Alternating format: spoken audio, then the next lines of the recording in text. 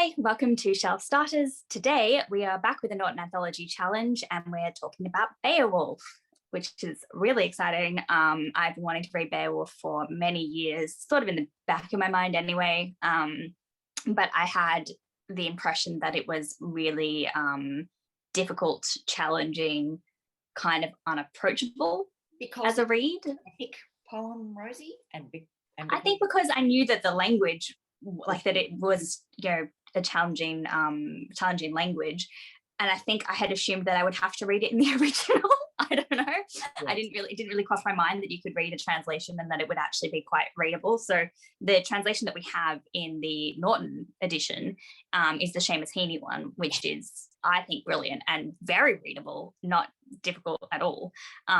So yeah, that it has changed my whole perspective. And obviously having a poet translation, is really adds a different element altogether, doesn't it? And it's very, very accessible, I think. I mean, I don't ask me to try and read it and sound correct and sound middle English language, but it is easy to read and understand. Yeah, I hope that anyone who has been following along with us has also found the same and has enjoyed the experience of reading this one, because I think this has been the best yet from our challenge. Definitely the most exciting for me. Definitely. Yeah, so what is Beowulf? And I guess where does it come from? We don't have the full copy of Beowulf because the manuscript was burnt. in the Cotton Collection fire. Yeah, so in London, right? Yeah, so that the Cotton Collection fire was in the 18th century, the late 1700s, I think. So that was we think it was scribed 1,000 years ago, and that manuscript was then stored, and the home it was stored in was burnt down in the Cotton Collection fires. Which is such a shame. So we do have parts of the story that are missing, but even with that, it's still a very complete story in a sense. Like you don't feel like you're missing out on chunks that are really vital for the plot or anything like that, which is lucky. And all the parts appear to be there. It doesn't. You can't obviously tell that there's bits missing, I don't think, when you're just reading it.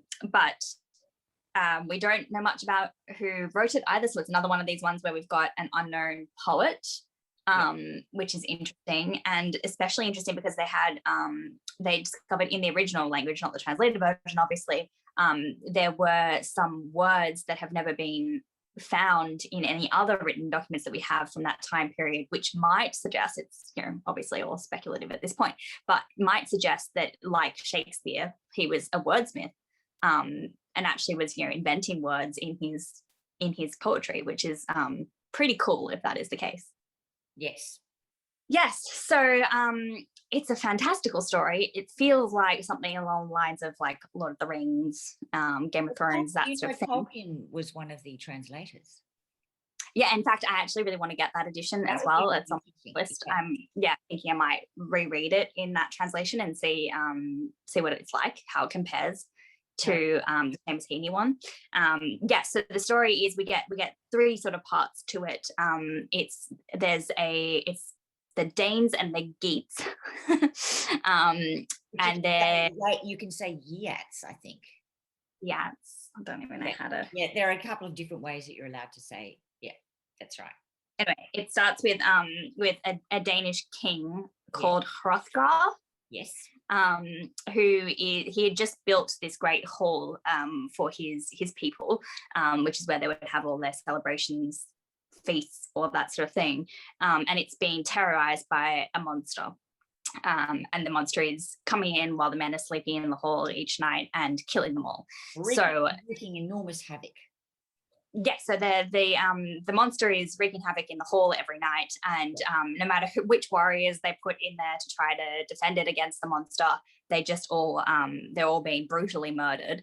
So the king ends up having to withdraw his people from the hall, and they're just not able to use it at all because the monster's taken over. And then we get this warrior figure coming in, Beowulf, who arrives to the Danish kingdom. Yes. And turns up and says, He's going I'm here to help you. Yeah, he's going to save them. And the reason for that is that he has, I think his father owed a debt to the king. So the king had done his father a favor or something. That's right. And it's all about that, isn't it? It's all about debt, repayment, loyalty, valor. These are the key themes. And that's right. So there are essentially 3 parts to the story which follow these battles. Yeah. So Beowulf comes in, he decides he's going to fight this monster, Grendel. Yes. And he's he does. Half man, isn't he? A sort of half man. We don't really like. You get these weird piecemeal kind of descriptions of the monster. It's definitely it's got like scales and claws and things like that. But Beowulf decides he's not going to use any armor or weapons to attack the monster. He's going to go in barehanded and just fight him like man to man. It's a wrestling fight. I think it's like a misshapen man, I think, monster. Right. And they have an actual, like, it's like wrestling without tools. Yeah, and he rips off his arm. It's not tools. And he rips off his arm and they nail the arm up as like evidence of that he won. Of victory. So Beowulf comes in and has this like superhero strength to be able to wrestle this monster, rip off its arm. The monster then goes away. They think everything's fine. Everyone's celebrating. And then the monster's mother comes back. Now, this is the one I think is truly interesting. So the mother, the mother then becomes the next kind of focus point for battle. But she's got, she has a lair, like an underwater lair. Underwater, which is, so, and then so before Beowulf goes to then fight the mother who starts, then wreaking havoc on the hall as well. There's another man, another warrior kind of person within the kingdom who was sort of mocking Beowulf and being like, I don't believe all of your stories about all the great things you've accomplished. You're all talk, you're nothing that special. Yes. But then when he had defeated the monster, Grendel, this warrior had to take it all back and be like, I shouldn't have said these things. Like, clearly, obviously, I was wrong. I'm sorry. Here, have my special sword. Yes, my magic sword, and go into the lair and you can kill the mother with my sword. I'm so sorry that I and then did not believe it. Intense focus on swords. Because then he goes underwater to fight the mother, who's this other monster in her lair with this sword, and somehow breathes underwater during this whole battle. He's like now able to fight underwater. The sword doesn't work. Yeah. So then he has to get another sword that just happens to be there on the wall that's like a sword of giants, I think. And he manages to... But he can actually lift it. Yeah, but he's, super special, so he manages to kill Grendel's mother as well. And then on his way out, finds Grendel's dead body, takes the head and brings it back to the king. Yeah. Mm. Yeah, so we get these 2 heroic battles with the monsters. Everything's fine in that kingdom. They all love Beowulf. And then we have a time lapse. And then it goes to Beowulf is now an old man. And he's a king in his own right. Yeah. 50 years, right. Yeah. And then he's having another problem in his kingdom because there is a dragon and some slave from his kingdom has stolen some of the dragon's treasure. And so now the dragon is angry and is killing people. And he's fire breathing and he can fly and he's a full-on dragon. Yeah, like so it is different to the monsters. This is actually like Game of Thrones. Yes, and representative of another world. He's of another world, as opposed to, so he's not human at all. No, there's nothing human about it.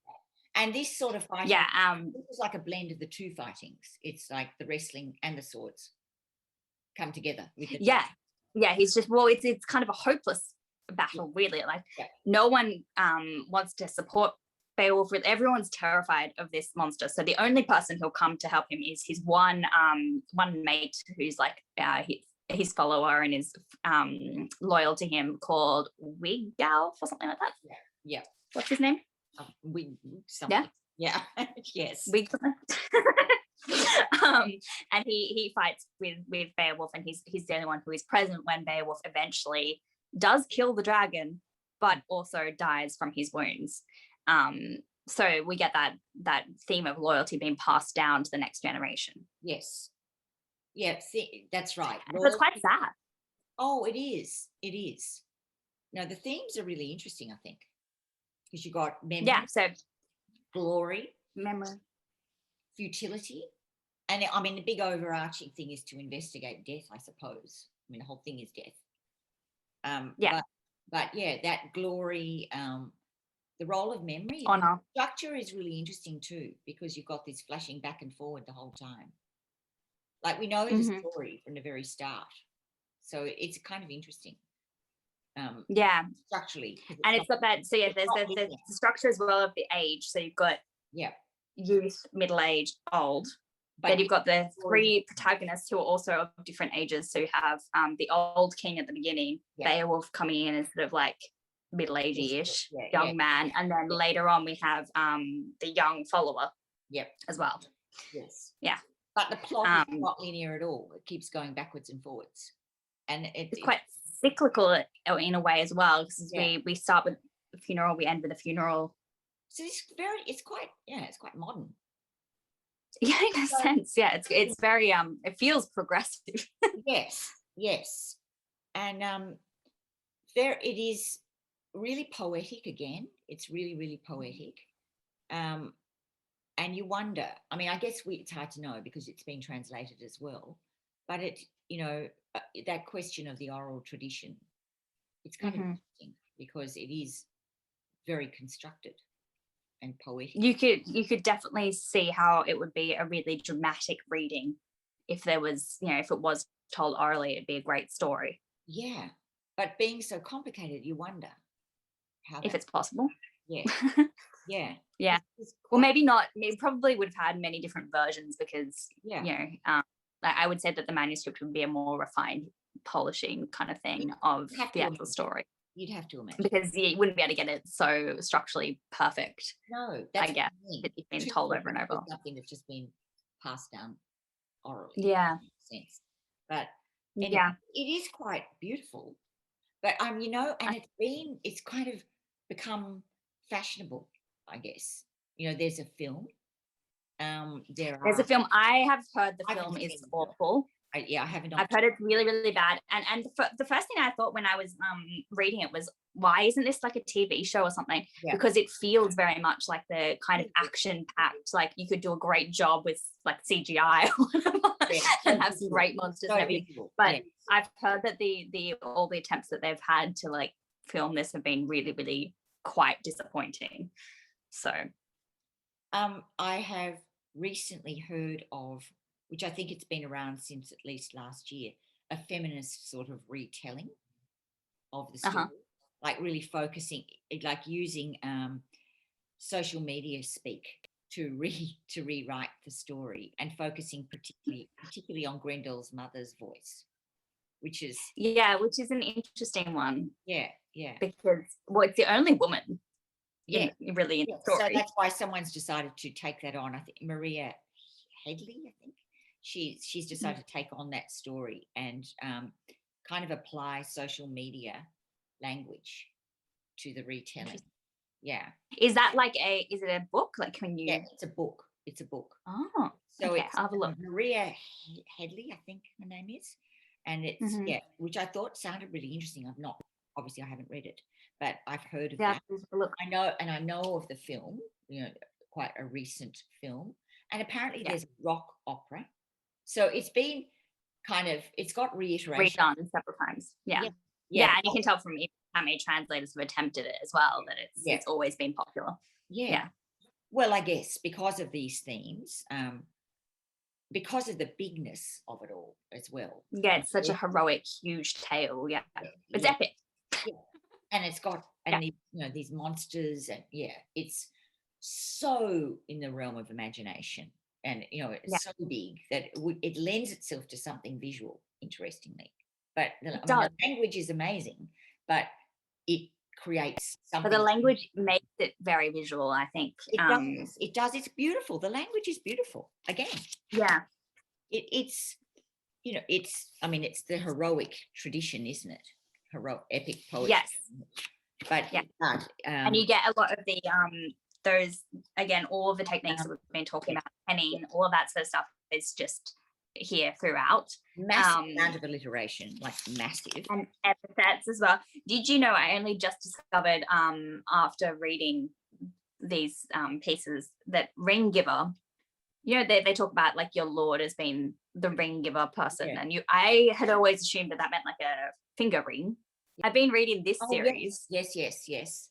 Which is, I think it's been around a very long time. I don't know how I'd never heard of it. There's also a TV show of it, The Last Kingdom, which is set in the Anglo-Saxon period, and it's all about the Vikings clashing with the English people, and then, you know, all those battles and everything.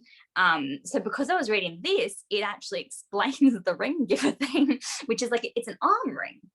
Oh, okay. And you get them as, like, you know, rewards for your fighting and things like that, and it's like a sign of status how many arm rings you have. Okay, right.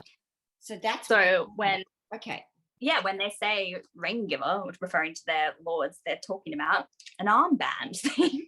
It's like a jewelry piece still, but it's on your arm, and I always assumed it was fingers.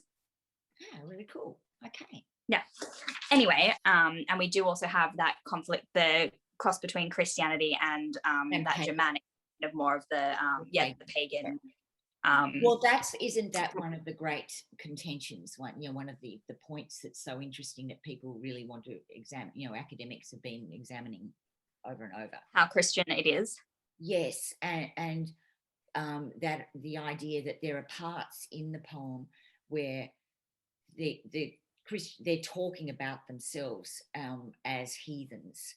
And the point being, you wouldn't be doing that as a, you know, so that's a very Christian retelling. So it's a revised story from a Christian perspective, which is really interesting. I think it has to, there's no way that Christianity doesn't come into it at all. No. It just has to be there because it has all these references as well. Yeah, so there's a song in it, like actually has it breaks away into a song that's all about creation. Yep. Grendel is supposed to be descended from Cain. Yes. So that's a biblical story there. Exactly right. Yeah. And like you said, there's allusion to being to heathens and the hope of the heathens. Yes. God's judgment, all of that sort of stuff. And then I wrote down here that the poem could also be read as the poet's lament for heroes like Beowulf who went into the darkness without the light of the poet's own Christian faith.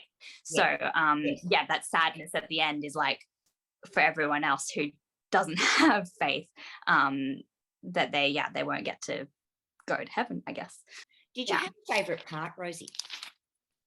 I liked the underwater battle the most. Grendel's mother. Because, me too. Yeah, because you know what? I went into this, I didn't read anything about it before I started reading the actual text, and I just jumped in without any real concept of what actually happens or anything.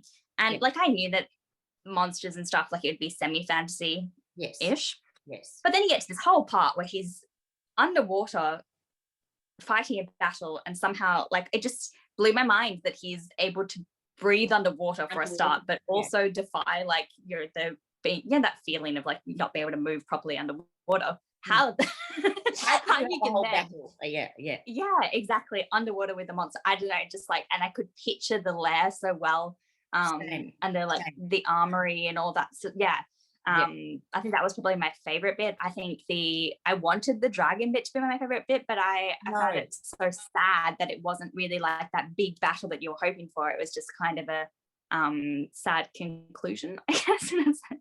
You know, the descriptions of the mother, I actually loved as well. The monstrous hell bride, grief-racked and ravenous, desperate for revenge. I mean, as a mother's love. It was. I love that part. That was definitely my favorite. Yeah, really enjoyed that part. It's very violent, obviously. Yeah, but in a way that just kind of makes it exciting. Yeah, Yeah, well, it's kind of, someone, it doesn't feel gratuitous, does it? It actually just feels quite it's the story of it, and it's that like heart thumping, like you're into it. Yeah. It's action packed. Yeah. Which I think for two people who don't read much fantasy, aren't Well, really that. I always think I hate fantasy, but then I don't once I start it. Well, you like this. Yeah, so I think, yeah, it kind of gripped me for sure. And it made me want to read more things like it. So it actually like made me more interested in things like Lord of the Rings and that sort of thing that I've not traditionally been that keen on. Like I think I would, after reading this, be more likely to pick up a high fantasy series or something.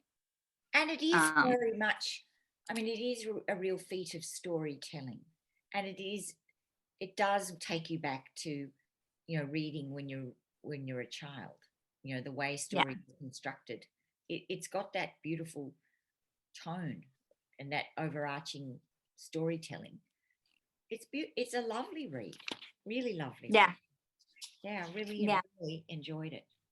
And also, what I'd be interested in, because I think, it is fantasy, obviously, but some of these figures are actual historical figures, I think, like the Danish characters and things like that. So I would be interested to know more about their background, because I did find the names a little bit confusing at times. Difficult, because they are like, even just pronouncing them, obviously, as we've been really not probably pronouncing them correctly in this video, sometimes like it's quite hard to get it in your head, but then they're also quite similar. So all the different relationships, and I feel like a reader at this time was supposed to already know who these people were. So and we don't it would be have like that advantage, and that there's all that background information that you kind of like it's assumed knowledge that we don't have as a modern audience. And I think it would be interesting to go and read more about that and actually like then come back to this. Maybe I could do that and actually come back to like the Tolkien translation or something. Do you know what I think is really interesting too, Rosie, is that the characterization is actually quite layered and quite interesting. So they're not just stereotype, you know, black, they're not flat characters. So it's not just a hero or, you know, a bad person. You've got these kind of a hero who is, you know, he's about thought as much as he is about action. You know, he's considered, and he, you know, that's really, really adding this sort of layer to his character. And then, you know, even Grendel's mother, you feel for her. You know, she's avenging the death of her only child.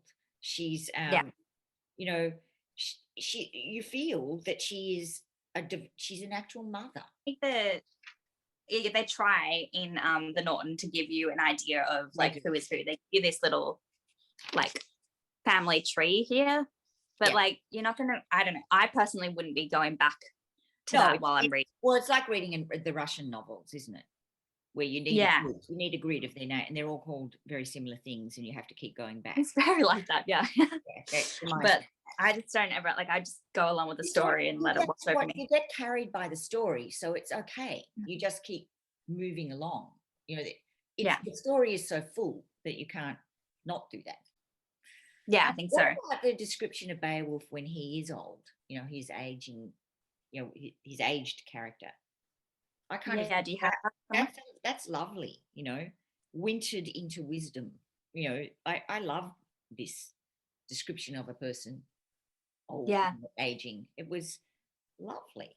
And it's the you get the sense that it's someone who has had a very full life, and they've made that, like what he had always wanted, which was to be remembered for his deeds after death. Yeah, you know that he's going to get that because he's now this old, revered, like respected figure. But then it is sad that the only one who comes to help him is his one friend.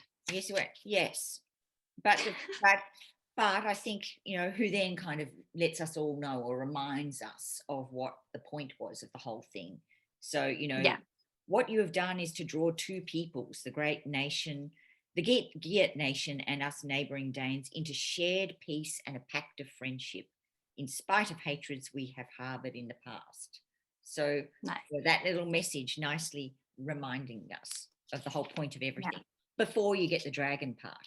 So because, you know, flashing backwards and forwards. So it's sort of almost like, okay, now you understand why all of this happens, and then let's go to the horror and bloody mess of the dragon. Oh, here we go. So this part here. So it is goodbye now to all you know and love on your home ground, the open-handedness, the giving of war swords. Every one of you with freeholds of land, our whole nation will be dispossessed. Once princes from beyond get tidings of how you turned and fled and disgraced yourselves. So these are the people who didn't come to his aid. And Wiglaf is like, you know, you're all terrible. Yeah. A warrior will sooner die than live a life of shame. So he reminds them that this is the valor, the point. Yeah, I loved it. I loved it as an intro to kind of the whole genre. It was terrific. Yeah, I think so as well. And I'm really pleased to have finally read it, because it is one of these things that everybody knows, everybody hears, but not many people now to understand what they're talking about. Yeah. Yeah. Yeah, for sure. I wish we had more from whoever this author is, but we don't know. Now, next one is Judith, isn't it? Yeah.